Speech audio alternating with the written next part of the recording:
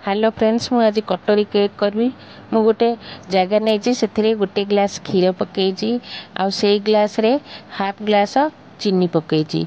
आपण मिठा आपण स्वाद अनुसार नेबे। क्षीर रे चीनी को भल भाव में गोलई देबे।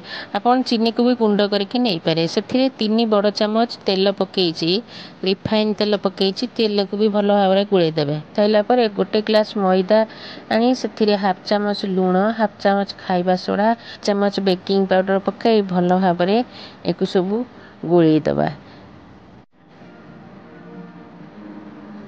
ए सब को आमे भल भाव गोलई से बड़ 3 चामच कस्टर्ड पाउडर पकईची।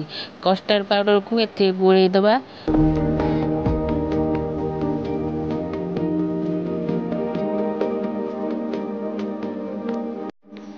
मैदा आण एठार भल भाव गोड़े हो सारे। ये 3टी अलैच को गुंड कर पकईची बास्ना पाई।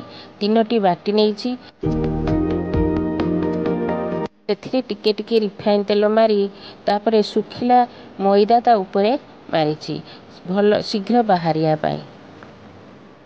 बाटी रे अधा अधा आण देबे कहीं से फुलिब। आउ से ड्राई फ्रूट्स पकईबे। मुझे काजू, टूटी फुटी आउ किसमिस पकईची।